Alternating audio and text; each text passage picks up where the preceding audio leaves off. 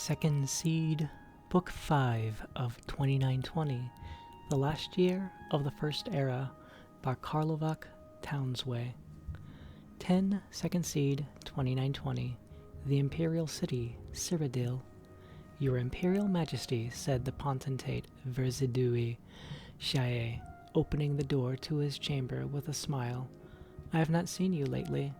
I have thought perhaps you were indisposed with the lovely Rija. She's taking a baths at Murkarup, the Emperor Ramon III said miserably. Please, come in. I've reached the stage where I can only trust 3 people. You, my son the prince, and Rija, said the Emperor petulantly. My entire council is nothing but a pack of spies. What seems to be the matter, Your Imperial Majesty? Asked the potentate Verzidue Shae sympathetically, drawing close the thick curtains in his chamber. Instantly, all sound outside the room was extinguished, echoing footsteps in the marble halls and birds in the springtide gardens. I've discovered that a notorious poisoner, an Orma tribeswoman from the Black Marsh called Kachika, was with the army at Karasuvio while we were encamped there when my son was poisoned. Before the battle at Bodrum, I'm sure she would have preferred to kill me, but the opportunity didn't present itself. The Emperor fumed. The council suggests that we need evidence of her involvement before we prosecute. Of course they would, said the potentate thoughtfully, particularly if one or more of them was in on the plot. I have a thought, Your Imperial Majesty. Yes, said Ramon impatiently. Out with it. Tell the council you're dropping the matter, and I will send out the guard to track this Kachika down and follow her. We will see who her friends are, and perhaps get an idea of the scope of this plot on Your Imperial Majesty's life. Yes, said Ramon with a satisfied frown. That's a capital plan. We will track this scheme to whomever it leads to. Decidedly, Your Imperial Majesty, smiled the potentate, parting the curtains so the Emperor could leave. In the hallway outside was Verzidue Shae's son, Severian Shurak. The boy bowed to the Emperor before entering the potentate's chamber. Are you in trouble, father? Whispered the Akaviri lad. I heard the Emperor found out about what's-her-name, the poisoner. The great art of speechcraft, my boy, said Verzidue Shae to his son, is to tell them what they want to hear in a way that gets them to do what you want them to do. I need you to get a letter to Kachika and make certain that she understands that if she does not follow the instructions perfectly, she is risking her own life more than ours. 13 Second Seed 2920, Murkarup, Cyrodiil. Rija sank luxuriantly into the burbling hot spring, feeling her skin tingle like it was being rubbed by millions of little stones. The rock shelf over her head sheltered her from the misting rain, but let all the sunshine in, streaming in layers through the branches of the trees.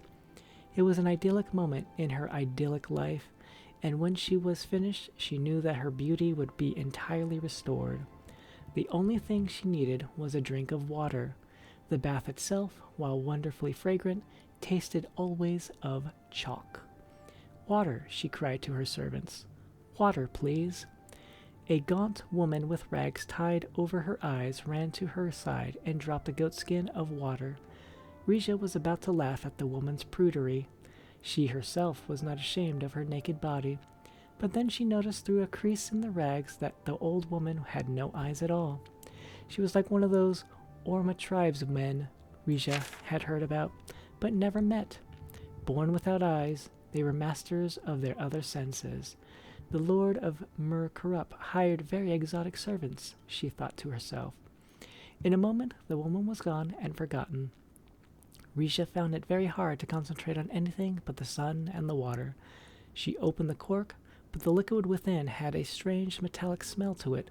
Suddenly, she was aware that she was not alone. Lady Rija, said the captain of the Imperial Guard, you are, I see, acquainted with Kachika? I've never heard of her, stammered Rija before becoming indignant. What are you doing here? This body is not for your leering eyes.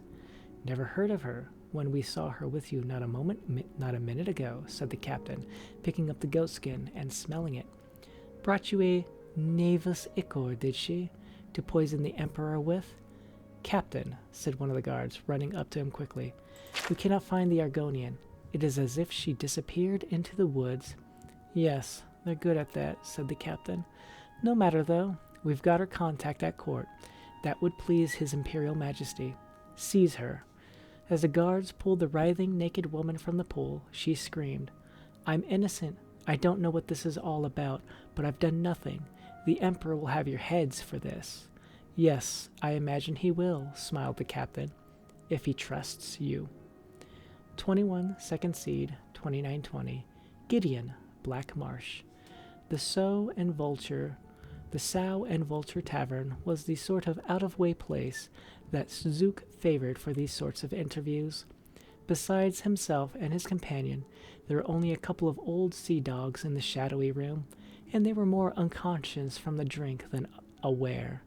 The grime of the unwashed floor was something you felt rather than saw. Copious dust hung in the air, unmoving in the sparse rays of dying sunlight. You have experience in heavy combat? Asked Zook. The reward is good for this assignment, but the risks are great as well. Certainly, I have combat experience, replied Miramor haughtily. I was at the Battle of Bodrum just 2 months ago. If you do your part and get the Emperor to ride through Doza Pass with a minimal escort on the day and the time we've discussed, I'll do my part.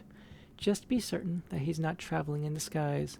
I'm not going to slaughter every caravan that passes through in the hopes that it contains Emperor Ramon. Zook smiled, and Miramor looked at himself in the Kothringi's reflective face. He liked the way he looked, the consummate, confident professional. Agreed, said Zook. And then you shall have the rest of your gold. Zook placed the large chest onto the table between them. He stood up. Wait a few minutes before leaving, said Zook. I don't want you following me. Your employers wish to maintain their anonymity if, by chance, you are caught and tortured. Fine by me, said Miramor, ordering more grog. Zook rode his mount through the cramped labyrinthine streets of Gideon, and both he and his horse were happy to pass through the gates into the country. The main road to Castle Giovis was flooded as it was every year in springtide, but Zook knew a shorter way over the hills. Riding fast under trees drooping with moss and treacherous slime-coated rocks, he arrived at the castle gate in 2 hours' time. He wasted no time in climbing to Tavia's cell at the top of the highest tower. What did you think of him? Asked the Empress. He's a fool, replied Zook, but that's what we want for this sort of assignment. 30 Second Seed, 2920. Thurzo Fortress, Cyrodiil. Rija screamed and screamed and screamed.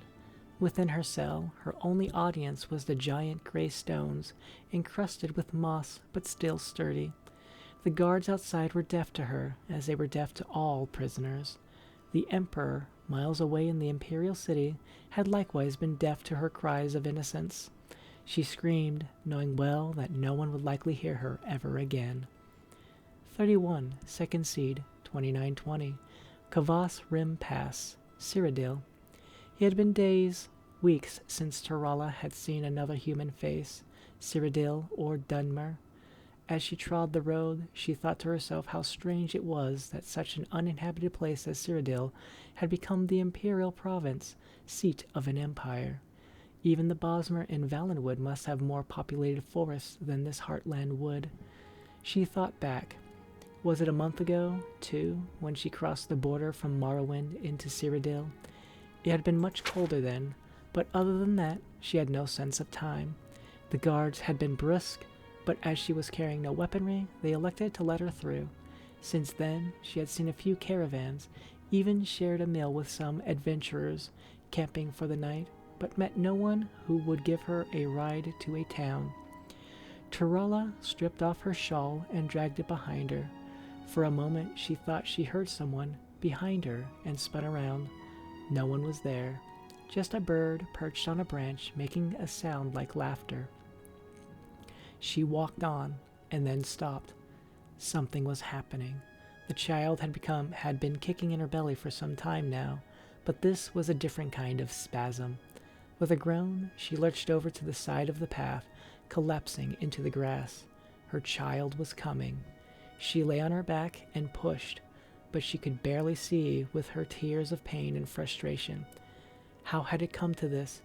Giving birth in the wilderness, all by herself, to a child whose father was the Duke of Mournhold. Her scream of rage and agony shook the birds from the trees. The bird that had been laughing at her earlier flew down to the road. She blinked, and the bird was gone, and in its place a naked elfman stood, not as dark as Dunmer, but not as pale as the Altmer. She knew at once it was an Iliad, a wild elf. Tarala screamed, but the man held her down. After a few minutes of struggle, she felt a release and then fainted away. When she awoke, it was to the sound of a baby crying. The child had been cleaned and was lying by her side. Tarala picked up her baby girl, and for the first time that year, felt tears of happiness stream down her face. She whispered to the trees, "Thank you," and began walking with her babe in her arms down the road to the west. The year is continued in mid-year.